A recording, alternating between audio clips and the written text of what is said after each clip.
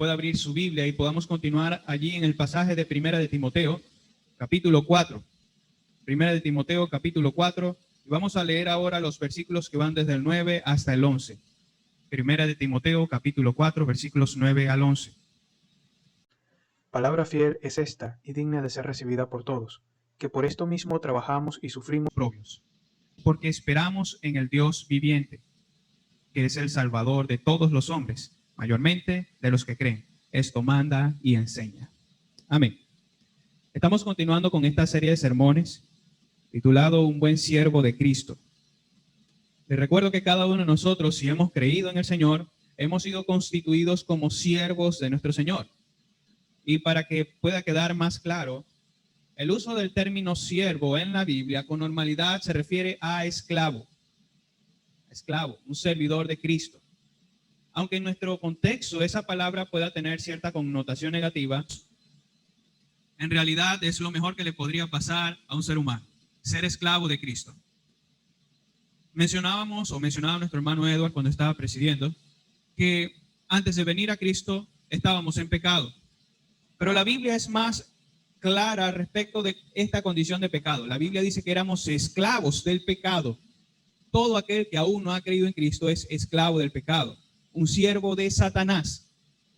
Y esto, por supuesto, cuando lo entendemos de la forma bíblica, nos damos cuenta de que la condición de esclavitud en Cristo es mucho mejor, incomparablemente mejor que la condición de pecado en la que estábamos.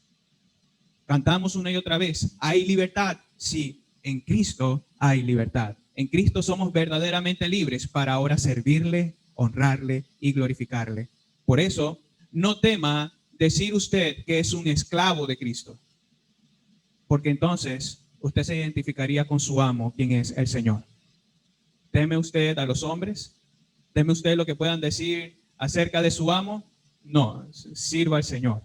Al final es delante de Dios, delante de quien tenemos que dar cuentas de todo. Por eso, si se ha de gloriar, gloríese en su Señor. Hemos estado hablando acerca de un buen siervo de Cristo, algunas características acerca de estos buenos siervos que debemos, por supuesto, buscar, que debemos reflejar en nuestras vidas. No por querer dar la apariencia de ser un siervo de Cristo, sino porque buscamos y anhelamos verdaderamente o realmente ser buenos siervos de Cristo. Y para ello, ciertamente tenemos que ver los ejemplos que encontramos en la palabra de Dios. Y si tuviéramos que ubicar o señalar quién es el mejor ejemplo acerca de quién es un buen siervo, hermanos, hemos de ver a Cristo Jesús. Es verdad que ya Cristo no está cumpliendo con un oficio de siervo. Ahora está cumpliendo con un oficio de rey, de Señor que está por sobre todas las cosas, quien está sentado a la diestra de Dios y quien en su segunda venida ya no va a venir a servir, va a venir a juzgar, según la potestad que Dios Padre le ha dado. Pero atendamos nuevamente al ejemplo de servicio, al ejemplo de ministerio que nuestro Señor Jesús cumplió. Nuestro Señor Jesús, procurando hacer la voluntad del Padre, dispuso de sus fuerzas, de su propia voluntad, que por cierto era una voluntad que tenía comunión con la del Padre, pero constantemente declaraba a las personas, yo no he venido a hacer mi voluntad, sino la voluntad de mi Padre que me envió. Habiendo dispuesto sus fuerzas en hacer esto, se consumió a sí mismo, razón por la cual dijo en la cruz, a punto de morir, consumado es. Él soportó las heridas de la cruz y de la muerte con el fin de poder alcanzar la victoria y dar vida a todo aquel que en él cree. Esta es la premisa y esto es lo que predicamos a las personas. En su labor de servicio, Cristo dio su vida, dio todo su ser, para que ahora podamos tener su victoria. Él es el máximo ejemplo que tenemos de un buen servicio, de un buen siervo. Ahora otros creyentes siguieron las pisadas de nuestro Maestro, de nuestro Señor, en sus propias vidas. Estos también gastaron sus fuerzas una vez que creyeron al Cristo y soportaron las heridas de Cristo en su propia carne, sus vituperios. Hermanos como el apóstol Pablo, hermanos como Pedro y otros muchos más que no necesariamente se mencionan en la Biblia, pero sus historias, sus vidas están registradas delante del Señor. Personas que sufrieron el martirio con el fin de servir y dar sus vidas por su Señor.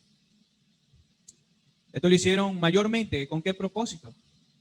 con querer atender a la piedad como la meta de su servicio. Si hay algo que le pido a lo largo de este sermón, es que cuando escuche la palabra piedad, como ya lo hemos dicho antes, lo relacione con el evangelio. Con normalidad, la Biblia relaciona la piedad o la vida piadosa con una vida en el evangelio. Entonces, estos siervos de Cristo dieron sus vidas o vivieron con el propósito de atender a la piedad como la meta de su servicio, sabiendo que eso es lo que verdaderamente tiene provecho. Eso es lo que verdaderamente tiene frutos, no solamente para esta vida, sino para la venidera. Y ahorita vamos a profundizar un poco más en ello. Fue por causa de esto que llevaron el evangelio a cada vez más personas y no pararon, hasta el último segundo de dar sus vidas por Cristo. Recordemos la historia del apóstol Pablo. Y queriendo dar ejemplo de lo que es un verdadero apóstol, él habla acerca de todo lo que ha tenido que sufrir por Cristo. Si tuviéramos que hacer la lista aquí, tardaríamos un rato. Pero contrastando la vida de un verdadero apóstol y siervo de Cristo, Pablo se enfocó en querer mostrar esas cicatrices por causa de Cristo. Y no se avergonzaba de ellas, sino que más bien procuraba seguir sirviendo y dar su vida por su Señor. ¿Está usted dispuesto a soportar las heridas de Cristo en su propia carne? Lo decimos en un sentido metafórico, pero también en un sentido real.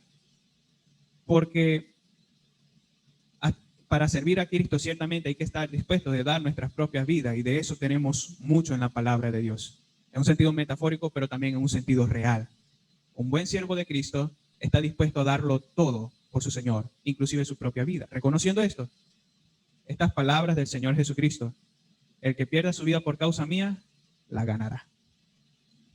Descansamos en esa verdad y somos consolados al saber que nuestra muerte aquí no es el fin de todo, es el inicio de la gloria con Cristo. Amén.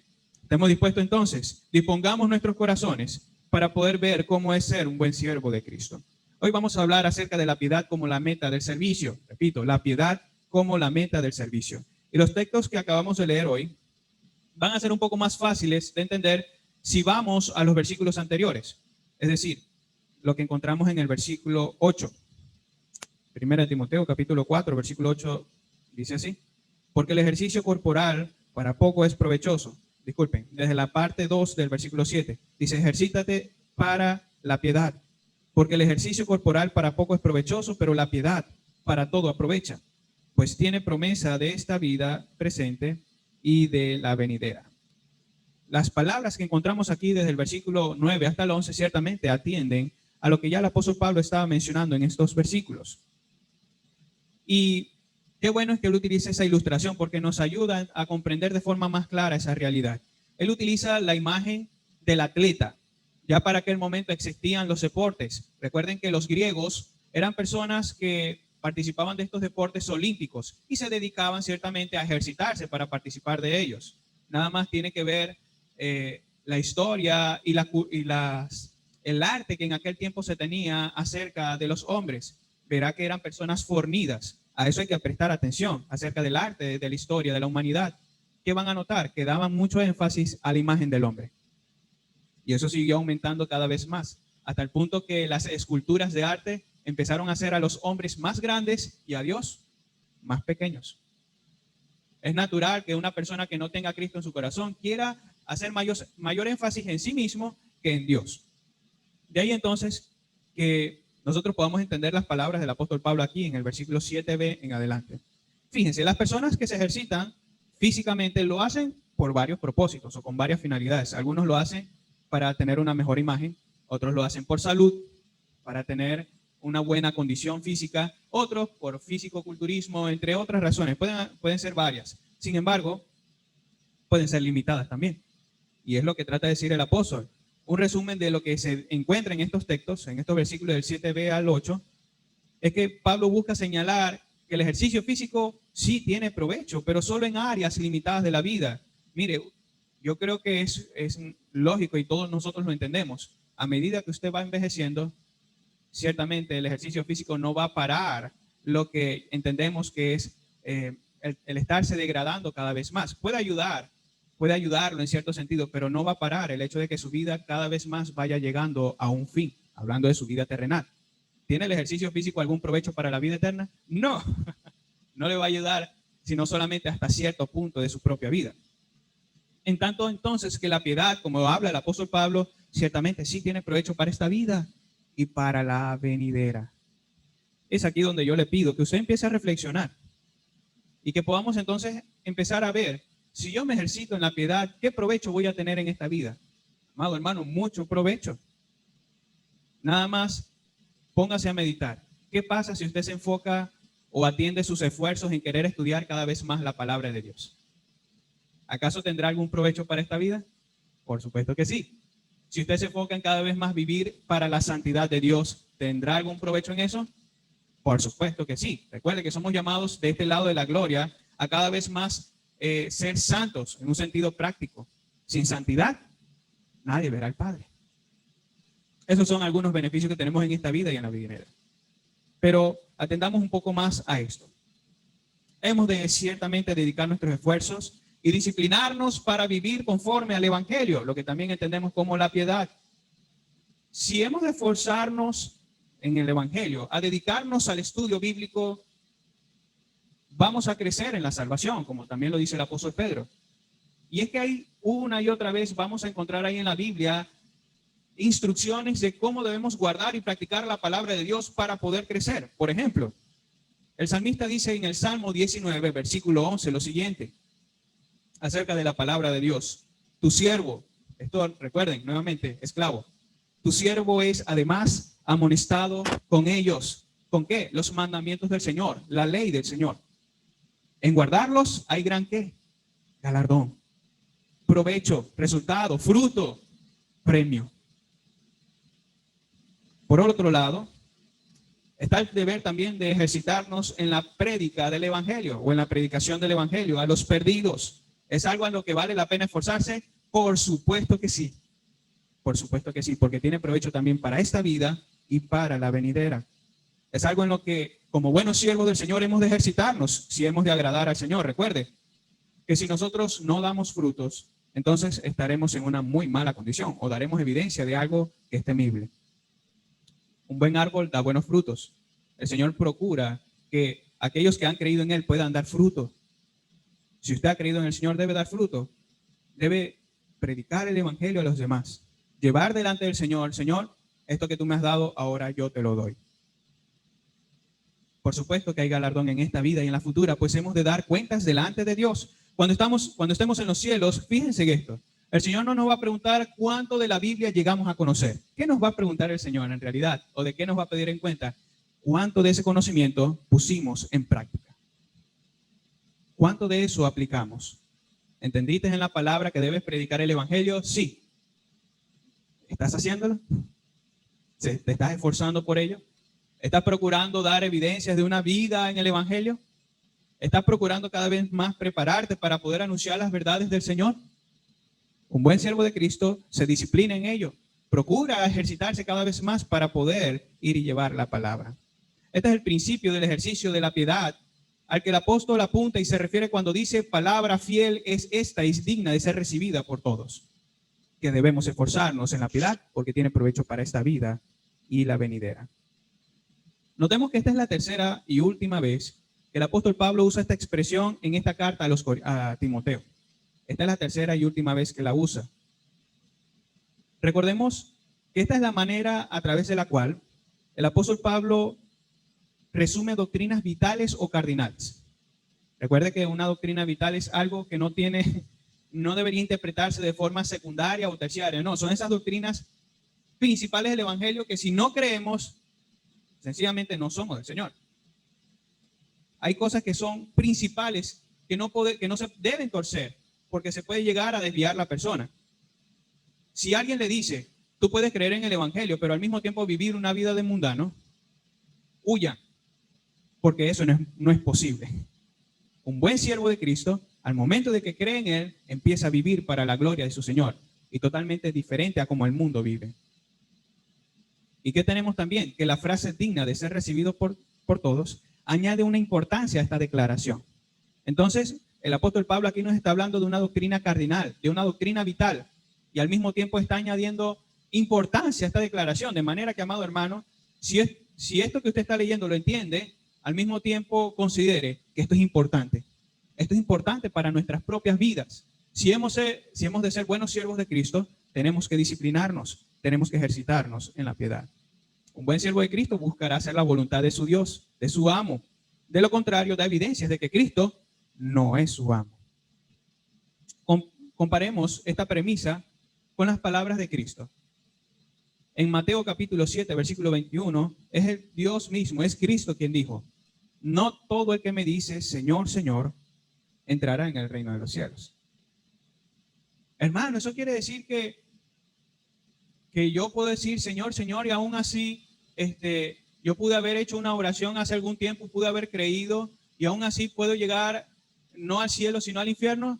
Mire, le diría esto: si usted en algún momento hizo una oración, si usted en algún momento afirmó, declaró o confesó a Cristo como su Salvador, pero desde ese momento su vida no dio evidencias de esa realidad, entonces no lo digo yo, lo dice la palabra de Dios. Si usted no hace la voluntad de Dios, que es obedecer a Cristo, obedecer a su palabra, vivir para su amo, entonces usted no ha creído verdaderamente.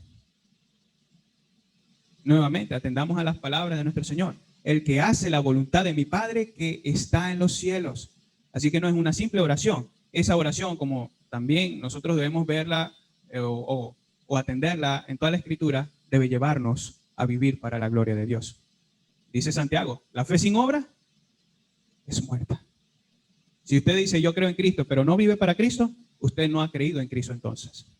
Son palabras crudas, pero es la verdad que necesita ser declarada para que nuestros corazones sean cada vez más afirmados en la verdad y a partir de ella tengamos consuelo verdadero en el Señor. Amado hermano, atendamos a estas palabras.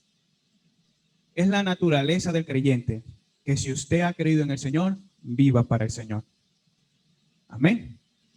Debe ser así. Estas palabras abren la puerta a las siguientes palabras que encontramos en el versículo 10 y 11. Y encontraremos una ampliación de la idea que se está presentando acerca del ejercicio de la piedad. El apóstol dice allí que por esto mismo trabajamos y sufrimos oprobios, porque esperamos en el Dios viviente, que es el Salvador de todos los hombres, mayormente de los que creen. Esto manda y enseña. Para que tengamos una mejor comprensión de estas declaraciones que está haciendo aquí el apóstol Pablo, hemos de tener detalle en cuanto a las palabras que se están usando aquí, por ejemplo, en el idioma original. Consideremos que cuando el apóstol Pablo dice allí trabajemos, que encontramos allí en el versículo, no se está refiriendo a un simple trabajo así como que, bueno, voy cada día a trabajar y ya. No. Se refiere a un trabajo arduo, a un trabajo duro, ese tipo de trabajo en el que usted gasta toda su fuerza. Yo no sé si usted está trabajando en lo que a usted le gusta, pero yo creo que cuando nos dedicamos a trabajar en algo que realmente nos gusta, estamos dispuestos a, si es posible, a pasar todo el día haciendo eso. No sé si ya le ha pasado a usted, pero cuando usted hace lo que realmente le gusta, usted va a gastar todas sus fuerzas en ello y mucho más si tiene provecho, ¿verdad? Si tiene algún premio. Entonces, en este sentido, consideremos que la palabra que aquí usa el apóstol Pablo en relación con el servicio al Señor, en relación con los siervos de Cristo, es que estos trabajan arduamente. Estos llegan al punto de fatigarse, no en un sentido negativo, sino en el sentido de que gastan todas sus fuerzas. Por otro lado, vamos a tener también la otra expresión: sufrimos oprobios, lo cual también puede entenderse como luchar. Es decir, por esto trabajamos y luchamos. Es, por cierto, la forma en la que se traduce en la versión de la Biblia textual.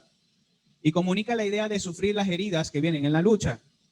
Si usted ha visto estas películas de los gladiadores, se habrá dado cuenta que en cada lucha siempre hay una cortada. Siempre hay heridas que vienen a causa de la batalla. Esta es la imagen que debemos tener de la palabra aquí que usa el apóstol. Por esto trabajamos y sufrimos oprobios. En otra forma sería: por esto nosotros sufrimos las heridas en esta lucha. Es por esta causa que nosotros nos damos.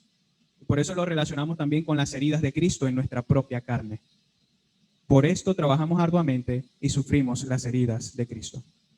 Por tanto, consideremos por lo menos estos dos principios. El ejercicio de la piedad o del evangelio.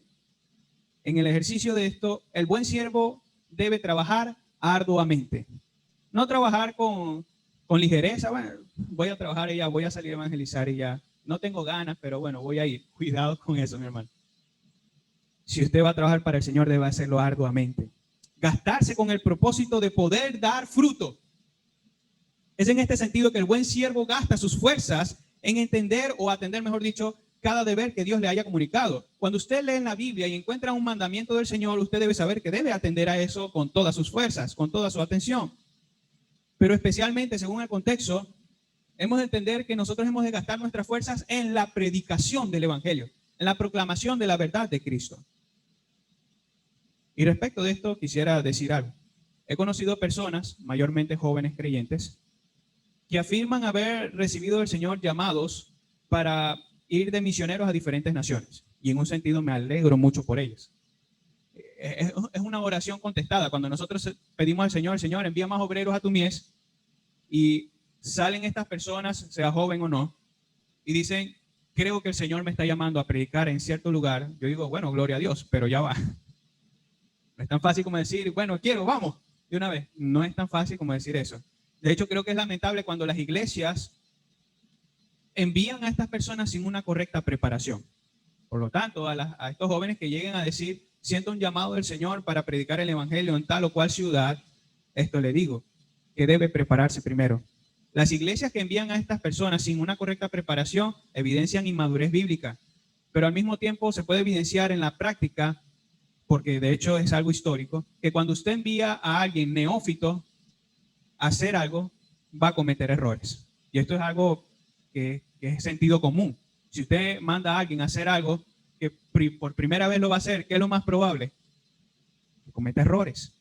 Pero si en cambio la iglesia envía lo mejor de lo mejor, si la iglesia envía obreros preparados para ir al campo de batalla, ¿qué sucederá? Harán la obra de Cristo. Entonces, ciertamente deben atender al llamado de Dios, pero también enfocarse en prepararse. Por eso es que también el apóstol dice allá respecto de los pastores, el que anhela obispado, buena obra desea, pero es necesario que atendamos a esas palabras también, que sea marido de una sola mujer, irreprensible, que no sea neófito, es decir, principiante, y que sepa enseñar. Hay cualidades que también deben cumplirse por aquellos que han de ser llamados y aquellos que han de ser enviados a las misiones. Si deseas entonces ser un buen siervo de Cristo en el área de las misiones o del evangelismo, considera esto. Debes prepararte, estudiar y gastar tus fuerzas en ello para después gastarlas en el campo de batalla. Hay personas que están muy deseosas de predicar el evangelio y doy gloria a Dios por eso, pero deben prepararse. Deben estar conocidos de todo lo que el Señor nos muestra en su palabra para poder mostrar a las personas el evangelio. Deben estar en la capacidad de dar razón de su esperanza, de hablar de quién es Cristo, qué hizo Cristo en la cruz del Calvario, para que la fe de esa persona, al momento de oírle, pueda entonces responder y ser colocada verdaderamente en Cristo. Debemos ser preparados como iglesia para poder entonces salir y llevar el evangelio. Pues de lo contrario, ¿qué sucederá? Lo que ya dijimos, se cometerán errores. Yo observo mi vida, mi pasado, y me doy cuenta de que lamentablemente llegué a decir cosas de las que hoy me arrepiento, precisamente porque dije mentiras a otras personas, haciéndoles creer que ya debían tener una seguridad firme en el evangelio cuando ni siquiera les había predicado a Cristo. Es como cuando usted va por ahí y le dice a alguien, no esto, y le echa nada más un Sprite y ya, listo. Yo llegué a cometer ese tipo de errores al hablar acerca de Cristo. Dios nos guarde de cometer eso como iglesia, porque la salvación de las personas debe tener como fundamento únicamente a Cristo. Comenta un pastor que el conocimiento de esta exigencia de un trabajo diligente insta al buen servicio para serios esfuerzos. No son esfuerzos ligeros, son serios esfuerzos. No es extraño que por esto personas como Henry Martin, misionero en la India, exclamara las siguientes palabras: ahora permítanme consumirme por Dios.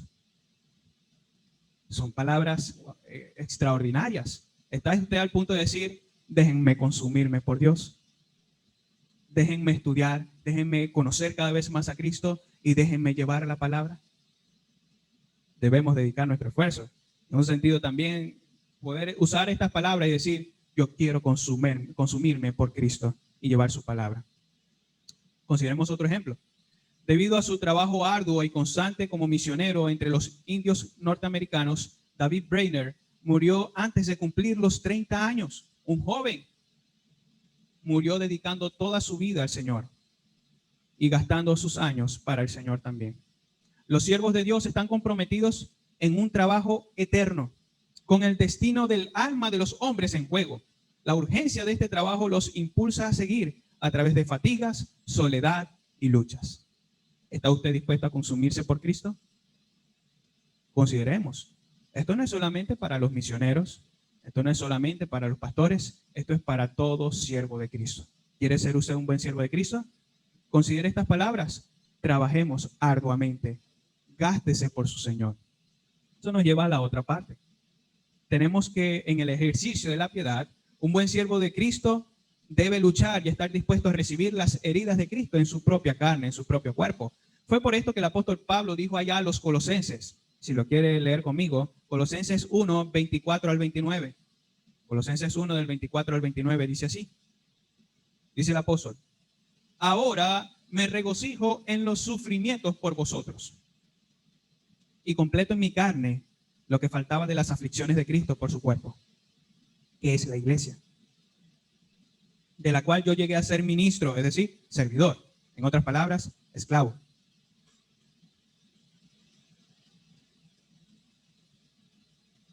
Según la administración de Dios que me fue dada para con vosotros, a fin de que proclame plenamente la palabra de Dios, el misterio oculto desde los siglos y edades, pero ahora manifestado a sus santos, a quienes quiso Dios dar a conocer cuál es la riqueza de la gloria de este misterio entre los gentiles, que es Cristo en vosotros, la esperanza de gloria, a quien nosotros anunciamos, amonestando a todo hombre y enseñando a todo hombre con toda sabiduría, para presentar a todo hombre perfecto en Cristo.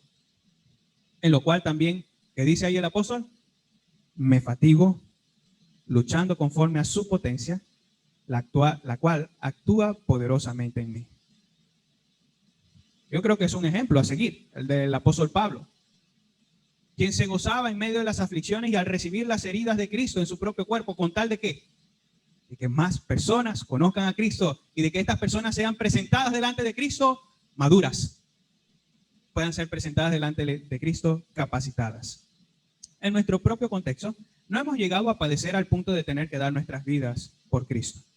Pero si en el ejercicio de la piedad padecemos vituperios, escuche bien, si en el ejercicio de la piedad padecemos vituperios, difamaciones, insultos, golpes, calumnias, maltratos y otras cosas, incluso aún padecer hasta dar la vida por Cristo, gocémonos por ser tenidos por dignos de padecer por nuestro amo.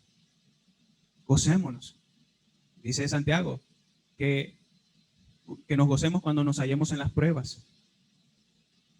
Dice nuestro Señor Jesucristo: bienaventurados los que padecen por causa de mi nombre. El apóstol Pedro llegó a decir allá en su primera carta, capítulo 4, versículo 13: gozaos por cuanto sois participantes de los padecimientos de Cristo, para que también en la revelación de su gloria os gocéis con gran alegría. ¿Está usted dispuesto a padecer por su Cristo? ¿A gozarse en medio de las heridas de Cristo en su propio cuerpo? Fatiguémonos entonces en predicar su palabra. Y si hemos de recibir las heridas de Cristo, gocémonos, porque llevamos entonces en nuestros cuerpos y damos un reflejo de Cristo Jesús. Recordemos nuevamente que el ejercicio en la piedad tiene provecho para esta vida y para la venidera. Lo siguiente que encontramos, y ya para culminar, es una afirmación acerca de Dios y su oficio. Es una afirmación acerca de Dios y su oficio, que dice ahí, que es el Salvador de todos los hombres, mayormente de los que creen. Ahora, tenemos que tener cuidado cuando nosotros leemos este texto, porque puede llegar a las personas a desviarse hacia una doctrina que no es bíblica. Es por tanto importante que aquí consideremos aplicar esta pauta hermenéutica que yo creo que ya la mayoría sabe. La Biblia se interpreta a ella misma. Es decir, que nosotros no tenemos que imponerle un significado a ella, sino que tenemos que comparar lo que en ese texto se está diciendo con el resto de la Escritura y ver si tiene armonía. Le digo eso por lo siguiente. Lamentablemente se ha hecho uso inadecuado de esta frase o de esta oración para promover doctrinas erradas, blasfemas y hasta herejías. Ahora vamos a ver una lista de diferentes interpretaciones acerca de este texto, de esta oración que acabamos de leer, que es el Salvador de todos los hombres, mayormente de los que creen. y vamos a dar algunas objeciones de ellas para entonces proceder a dar una interpretación justa y adecuada al texto. Voy con la primera forma en la que se interpreta este texto, que por supuesto se hace mal. Basados en este texto, las personas dicen lo siguiente: Dios es el salvador de todos los hombres en el sentido que Él finalmente salva realmente a todo ser humano que ha vivido sobre la tierra. Voy a leerlo otra vez. Dios es el salvador de todos los hombres en el sentido que Él finalmente salva realmente a todo ser humano que ha vivido sobre la tierra. Algunas implicaciones de esto. Al final, no importa si creyeron o no, el Señor los va a salvar. ¿Ya entienden un poco? Vamos un poco más adelante. Aunque esta interpretación parezca lógica, alguien diría, bueno, sí, el Señor murió por todos. Cuidado, cuidado.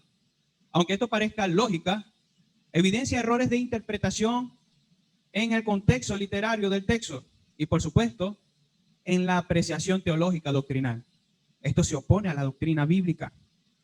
Contesta a esta propuesta el teólogo Hendrickson y dice lo siguiente: esta afirmación que acabamos de hacer, esto es contrario a toda la enseñanza bíblica. No todos los hombres se salvan en este sentido pleno, es decir, en el sentido espiritual. Además, si esto fuera así, si es que todos los hombres van a ser salvos, ¿por qué Pablo entonces habría de añadir especialmente de los que creen? ¿Ve la lógica? Si finalmente todos van a ser salvos, ¿por qué el apóstol coloca allí especialmente de los que creen? No tiene sentido.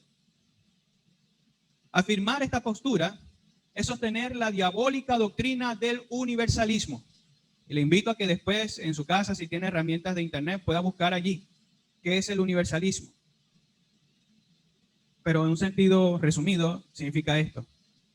Esta postura enseña que todos serán salvos finalmente. Lo cual, por supuesto, no es verdad. Esto tiene fundamentos en varios textos, por supuesto, esta postura. Quienes dicen que Dios finalmente salvará a todo el mundo, se basan no solamente en este, sino en otros textos, como por ejemplo que Dios es amor. Y si Dios es amor, Dios tiene que salvar a todo el mundo. Eso es una visión muy romántica de lo que la Biblia dice y por supuesto muy errada.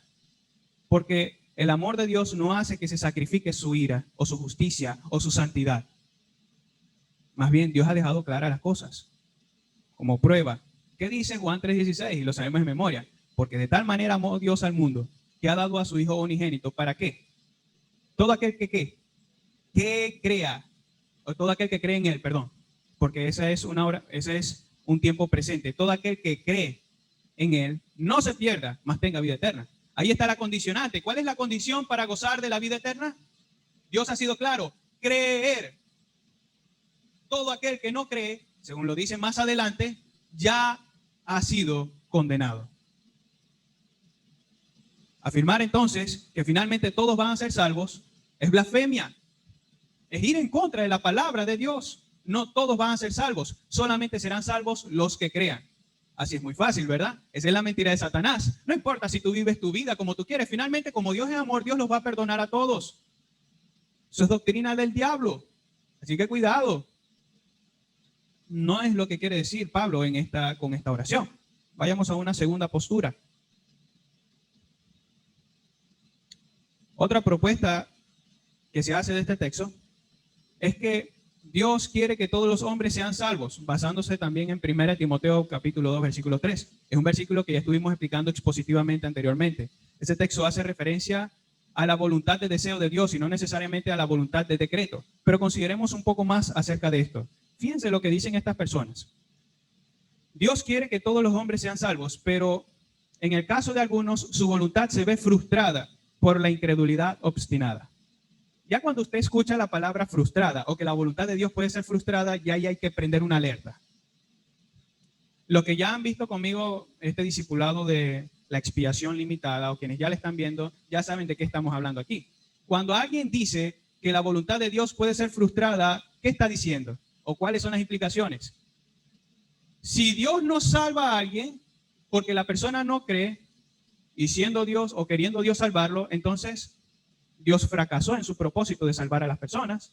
Y si Dios fracasa, ¿qué quiere decir eso? Que Dios no es Dios. Así que cuidado.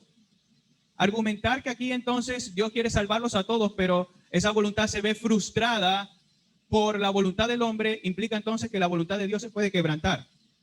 Y contradice, por ejemplo, lo que dice Daniel capítulo 4, versículo 35. Vamos a leerlo, por favor. Daniel 4, 35 dice de la siguiente manera. Todos los habitantes de la tierra son considerados como nada. ¿Y él? ¿Quién él? Dios. Y él hace según su voluntad en el ejército del cielo y en los habitantes de la tierra, y no hay quien detenga su mano y le diga, ¿qué haces? La voluntad de Dios no puede ser quebrantada, no puede ser frustrada. Si Dios se propone algo, Dios lo va a cumplir. Si en alguna manera nosotros llegamos a sugerir que eso es lo que dice el texto, entonces pierda todas las esperanzas de su vida eterna. ¿Sabe por qué? Porque si Dios no puede asegurar la salvación de alguien, porque esta persona lo frustró, entonces tampoco puede asegurar nuestra vida eterna. Y ay, hermano, ahí entonces sí diríamos como el apóstol Pablo, comamos y bebamos que mañana moriremos. Pero aquí es donde están los gloriosos peros que el Señor hace en su palabra. Pero Dios no es débil, hermanos. Dios no es un Dios muerto. Dios no es un ser falible. Dios no comete errores. Dios hace lo que Él quiere. Dios es soberano. Dios es el Todopoderoso. El hombre, la criatura, no puede frustrar los planes que ya Él ha tenido desde la eternidad. Cuando usted escucha algo así, más bien, es allí donde el celo del Señor nos va a llevar a decir, si tú crees eso, entonces tú crees en un Dios débil. Pero mi Dios o el Dios de las Escrituras dice muy claramente que su voluntad no será quebrantada. Y que Él salvará a todos aquellos que creen en Él. A todos aquellos a quien Él haya elegido desde antemano. Los salvará y les dará vida eterna. Y nadie los podrá separar de Él. Y se podrían sugerir más posturas respecto a este texto. Pero no daría tiempo. Por tanto, atendamos a una interpretación más justa del texto.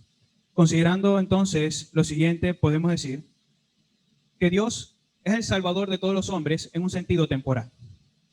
Dios es el Salvador de todos los hombres en un sentido temporal. ¿Qué quiere decir eso? ¿Dónde debiéramos estar todos desde el momento del pecado? Lógicamente, en el infierno. El Señor dijo allá en Génesis capítulo 2 que si Adán llegaba a comer del árbol de la ciencia del bien y del mal, ¿qué sucedería? Moriría. Esta advertencia no era solamente en un sentido espiritual, sino también en un sentido físico. ¿Por qué entonces Adán no murió junto con Eva en ese momento en el que comieron? Hay una respuesta. Misericordia, propósito, decreto. Todas esas palabras se relacionan con el plan eterno de Dios. Dios quiso mostrar su gloria a través de la salvación, de manera que permitió el pecado y en un sentido temporal salva a las personas del castigo eterno por un momento nada más. ¿Cuál es el periodo de ese momento? Si la persona no cree, estas serán salvadas en un sentido temporal nada más hasta el momento de su muerte o hasta que venga Cristo. Después de eso, por no haber creído en el Señor, serán condenados al infierno de fuego.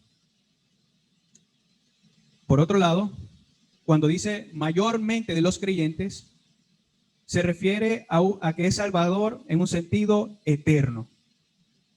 Fíjense, el primero es temporal. Dios salva a los hombres temporalmente. Los que no creen debieran ser condenados. Pero el Señor restringe ahí o limita su juicio hasta un momento. Pero los que ya creen, ¿qué reciben esto? Reciben a Dios como su Salvador eterno. No solamente en esta vida, sino también en la venidera. ¿Entendió eso?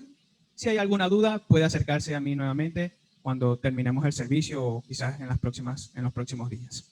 En consecuencia, considerando todo esto, los buenos siervos de Cristo habrán de esforzarse lo más que puedan en sufrir por causa de Cristo, para poder llevar su palabra a los perdidos.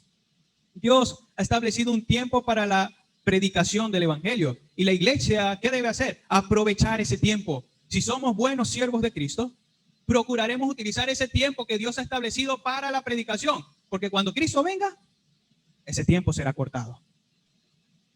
¿Y qué hemos de hacer entonces? Velar como buenos siervos de Cristo. El Señor nos ha dejado una tarea, querida iglesia, predicar su palabra. Y hemos de hacerlo colocando todo nuestro esfuerzo allí, colocando toda nuestra vida allí, sufriendo las heridas de Cristo en nuestros propios corazones, con solamente el propósito de atender a la piedad, de atender al Evangelio. Quienes no crean este mensaje que anunciamos, es decir, la palabra de Dios, el Evangelio, la buena noticia de Cristo, su salvación será temporal y momentánea y acabará en el momento en el que muera o en el que Cristo venga. Pero para quienes crean el mensaje que anunciamos como iglesia, su salvación será eterna y comienza desde el momento en el que cree hasta la eternidad. Puesto que tenemos esta esperanza del Dios vivo, procuremos servirle entonces. Procuremos servir a nuestro Señor de una manera fiel a Él. Nuestro Dios no está muerto. Nuestro Dios está vivo y viene pronto. Y si eso es así, entonces trabajemos arduamente y luchemos por nuestro Señor.